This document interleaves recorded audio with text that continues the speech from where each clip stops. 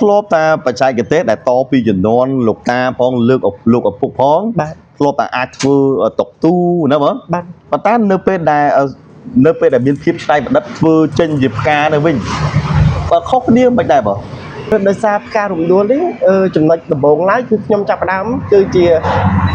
ការតំណាងជាតិចង្គៀងគោមផ្ការំដួលនេះក៏ដូចថានេះអីគឺធ្វើរហូតដល់5ម៉ែត្រវាស់3ម៉ែត្រក៏មាន5ម៉ែត្រ5ម៉ែត្រ3ម៉ែត្រធំហ្នឹងហ៎បងធំណាស់ហ្មងយើងឆ្នៃទៅតាមទីតាំងទៅតាមប្រភេទព្យួរប្រភេទបដែតទឹកប្រភេទដាក់ជើងបញ្ឈរអញ្ចឹងទៅគឺយើងកែច្នៃទៅតាមភ្ញៀវដែលចង់បានគឺក៏បិទអញ្ចេះក៏បានហើយក៏បានហើយអំពូលពណ៌អត់រើសទេបាទបងប្អូនចាំមើលខ្ញុំចាប់អារម្មណ៍មួយទៀតហើយនេះដែរនេះឥឡូវពណ៌អីនេះបើហ្វិនយ៉ាងនេះខ្ញុំថាកម្មាខ្មែរយើងប៉ុន្តែនេះគឺជាការច្នៃប្រឌិតមួយដែលចេញពីទឹកដៃរបស់កូនខ្មែររបស់យើងដែលដើមកំណើតនៅខាងខេត្តតាកែវជំរាបសួរបងមានឈ្មោះដែរបងមានឈ្មោះសែតច័ន្ទថនហើយស្រុកកំណើតនៅតាកែវនៅខាងអ្នកតាកែវបាទនៅអញ្ចឹងហើយពាក់ព័ន្ធជាមួយនឹងស្នាដៃធ្វើនេះតចំនួនដែរបាទតចំនួនតាំងពីតាមកហើយរហូតដល់ឪពុកខ្ញុំអាចរាយរាប់តិចបានទេមិនមែនតចំនួនឆ្នៃប្រឌិតពេលឥឡូវនេះទេក៏ពីដើមឡើយគ្រាន់តែមិនដែរពីដើមឡើយតារបស់ខ្ញុំគាត់ធ្វើជាជាងឈើធ្វើតុកកៅអីអញ្ចឹងទៅហើយក៏មានសន្តាគារគាត់កំងកៅអីក៏កំងតុកបន្ទាប់មកខ្ញុំគាត់បានសួរទៅតាខ្ញុំថាមានផលិតជាចង្គៀងដាក់ក្នុងតុបតែងនៅក្នុងបន្ទប់សន្តាគារឬក៏អត់ហើយក៏ពេលនោះតាក៏គាត់មានគំនិតចាប់ផ្ដើមកែច្នៃសម្រាប់បតែលគាត់ចង់ដាក់នៅបន្ទប់សន្តាគារអញ្ចឹងបងអាហ្នឹងរបៀបថាដេកូមើលមានភាពតាក់ទាញហើយខ្ញុំឃើញចាប់អារម្មណ៍ជាងគេមិនក៏បង្កើតស្នាដៃធម្មតាចង្គៀងយើងអាចធ្វើឲ្យផ្សេងបានមិនអញ្ចឹងស្រោមចង្គៀងណាបាទទៅមិនក៏នឹកឃើញរកផ្ការំដួលនេះវិញដោយសារផ្ការំដួលនេះចំណុចដំបូងឡើយគឺខ្ញុំចាប់ផ្ដើមគឺជាការតំណាងជាតិហើយនៅពេលក៏ដូចជាផ្កាឈូកអីគេធ្វើទៅបដែតបតិតធ្វើជាបតិតហើយដាក់ភ្លើងបំភ្លឺអញ្ចឹងទៅក៏នឹកឃើញថាផ្ការំដួលក៏យើងអាចតុបតែងដេក័របន្ថែមពន្លឺឲ្យវាដូចជាផ្កាឈូកដែលគេបដែតលើទឹកដូចគ្នាអញ្ចឹងក៏ចាប់ផ្ដើមធ្វើឲ្យដោយសារអំណោយផលផ្ការំដួលគឺជាផ្កាតំណាងជាតិផងអញ្ចឹងក៏យើងផលិតជាចង្គៀងគោមតុបតែងលម្អអញ្ចឹងពីនោះមករហូតមកធ្លាប់តាបច្ចេកទេសដែលតពីចំនួនលោកតាផងលោកឪពុកផងធ្លាប់តែអាចធ្វើតុកទូណាបងប៉ុន្តែនៅពេលដែលមានភាពច្នៃប្រឌិតធ្វើចេញជាផ្កានៅវិញបើខុសគ្នាមិនដែរបងបើនិយាយទៅវាផ្ទុយស្រឡះពីគ្នាប្រភេទជាតុកទូយើងធ្វើជាឈើច្រើនជាងដែកហើយនៅពេលដែលផលិតចង្គៀងគោមនេះប្រើដែកច្រើនជាងប៉ុន្តែក៏យើងបូកបញ្ចូលគ្នាជាមួយនឹងជើងវាដែលផ្សំពីឈើហើយបន្ថែមចង្គៀងគោមពីលើជាគម្របរបស់វាអញ្ចឹងដែកហើយកណាត់សូត្រពិសេសបំផុតគឺធ្វើពីកណាត់សូត្រខ្មែរយើងដែរបងបាទនៅកណាត់ការដែលធ្វើយើងមានក្រុមជាងសហការនេះដែរប៉ុន្តែបើអត់មានការកំងទេយើងធ្វើមួយតាមផ្ទះរៀងខ្លួនហ្នឹងទៅអញ្ចឹងតើតើមានការកំងបងប្អូនដែលគាត់ត្រូវការហោរៀបចំដេក័រកន្លែងណាមួយបានយើងមកវិភាសាគ្នារៀបចំជួយគ្នាទៅវិញទៅមកតែបាទហ្នឹងហើយធ្លាប់ធ្វើតែទូចអញ្ចឹងឬក៏មានធំដែរបងបាទមានធ្វើធំដែរបងសម្រាប់ចង្គៀងគោមផ្ការំដួលនេះក៏ដូចថានេះអីគេធ្វើរហូតដល់5ម៉ែត្រវាស់3ម៉ែត្រក៏មាន5ម៉ែត្រ5ម៉ែត្រ3ម៉ែត្រធំហ្នឹងហ៎បងធំណាស់បងហើយពាក់ព័ន្ធជាមួយនឹងការកណាត់យើងប្រើកណាត់ធម្មតាធ្វើកណាត់ធម្មតាបងអាចថាបើសិនជាធ្លាប់ឆ្នៃទេបងនៅពេលដែលដែកចេះវារៀងធ្ងន់បាទអញ្ចឹងបើយើងទៅដេក័រដាក់នៅកន្លែងលើអីអាហ្នឹងវាមានអាចថាធ្វើឲ្យស្រាលកើតបើជាប្រភេទធំអញ្ចឹងទៅគឺយើងមានធ្វើជើងវាតម្រូវសម្រាប់ធ្វើឲ្យមាំជាហ្នឹងទៅ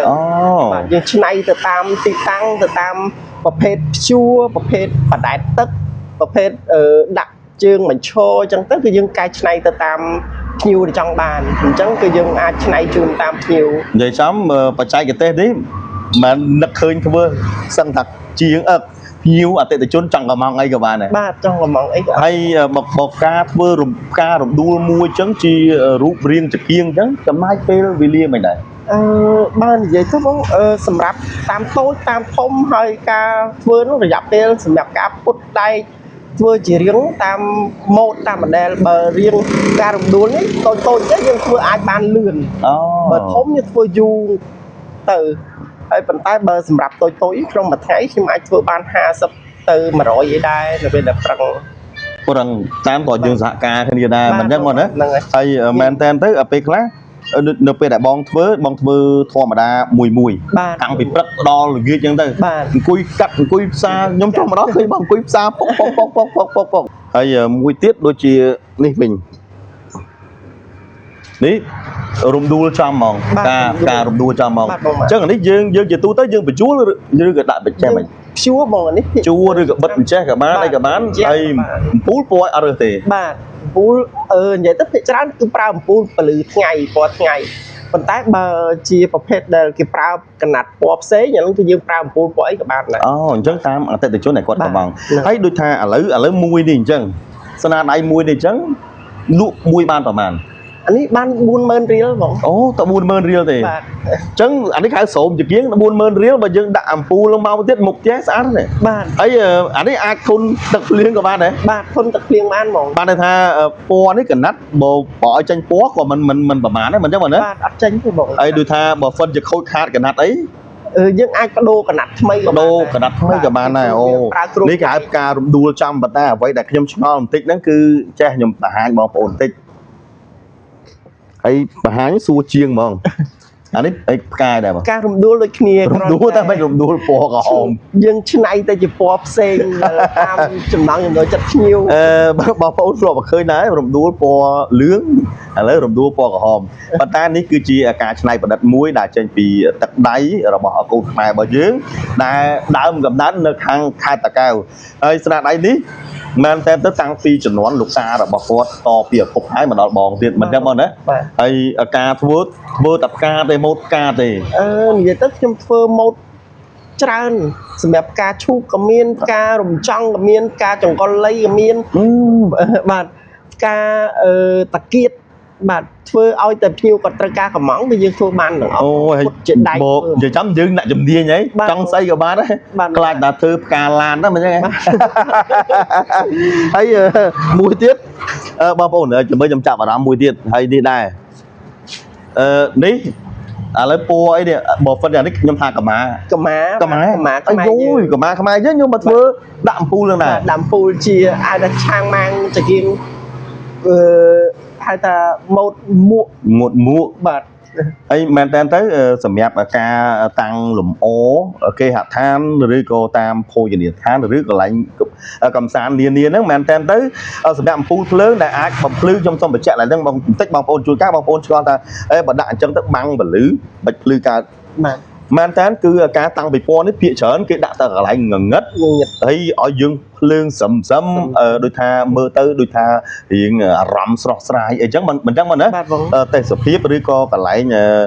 យើងមុខផ្ទះកន្លែងកញ្ចុះអីចឹងទៅយើងឬក៏អាចក្នុងបន្ទប់ណាដែលស្ងប់ស្ងាត់យើងអាចថាតាំងទៅពលឺភ្លើងតិចរឹមទៅធ្វើឲ្យយើងក៏មានអារម្មណ៍ល្អដែរហើយដូចថាបងធ្វើនេះគេឲ្យឆ្នៃម៉ូតចេញពីកម្មានេះក៏ជាស្នាដៃរបស់ខ្មែរអ្វីក៏ដោយមកដល់ម៉ោងពេលនេះហើយអ្វីដែលយើងអាចគ្រប់គ្រងបានគឺជាស្នាដៃរបស់ខ្មែរយើងតែម្ដងមិនចឹងបងណាហើយមួយទៀតខ្ញុំឃើញនេះដែរដែលរៀងប្លែកដែរមិនជាម៉ូតផ្កានេះអាចថាជាយើងដាក់ពយួរចេះម៉ូតនេះគឺជាយឺពយួរហ្មងហើយមើលទៅកង់រទេះបាទកង់រទេះហើយពណ៌ដាក់ភ្លើងអីក៏ត្រូវដែរបងប្អូនដូចថាយើងអាចភ្លើងពណ៌ក្រហមក៏ត្រូវពណ៌សហ្នឹងក៏ត្រូវហើយពណ៌អីក៏ត្រូវដែរសំខាន់នៅលើយើងអូនេះបងឆ្នៃមានដាក់ឲ្យស្រាច់អូសម្រាប់ឈូហើយពីដើមឡើយធ្វើតែអានឹងរហូតឬក៏ធ្លាប់លក់មានទីតាំងនៅណាដែរពីដើមឡើយខ្ញុំមានតូបរបស់ខ្ញុំនៅក្នុងផ្សារទួលតពូខ្ញុំលក់ចង្គៀងគោមហ្នឹងនៅក្នុងផ្សារទួលតពូប៉ុន្តែដោយសារតែហេតុសេដ្ឋកិច្ចធ្លាក់ហើយក៏ជំងឺ Covid ចូលមកពួកខ្ញុំក៏បិទតូបក្នុងផ្សារទួលតពូហើយក៏មកបើកខាងក្រៅវិញអញ្ចឹងតាំងពីជំនាន់ដែលផ្ទុះជំងឺ Covid ហ្នឹងទៅក៏ ការរស់ស៊ីរៀងធ្លាក់ចុះអញ្ចឹងក៏អត់មានលទ្ធភាពបង់ក៏បើធ្វើនៅផ្ទះនេះតែម្ដងហើយ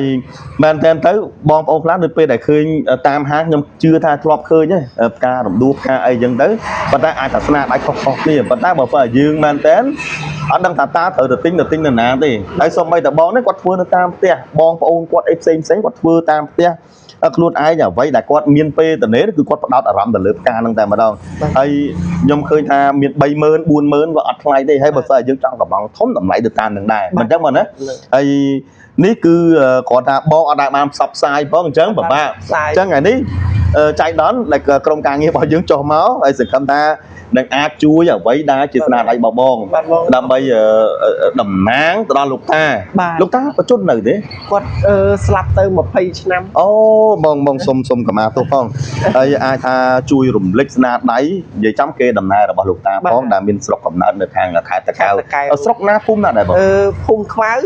ស្រុកសំរោងខេត្តតាកែវអូនៅខាងស្រុកសំរោងអញ្ចឹងជាស្នាដៃមួយដែលយើងអាចថាមែនតើគឺថ្មីបាទបងបានន័យថាអ្វីដែលយើងធ្វើធម្មតាទេប៉ុន្តែយើងបែកកំណត់មកទោះជាផ្កាម៉ូតផ្កាហើយក្នុងផ្កាទាំងអស់នោះដូចបងរ៉ៃរ៉ាប់នោះមានច្រើនមិនដឹងមកណាហើយតាមអតិថិជនដែលគាត់កំងអញ្ចឹងបើសិនជាបងប្អូន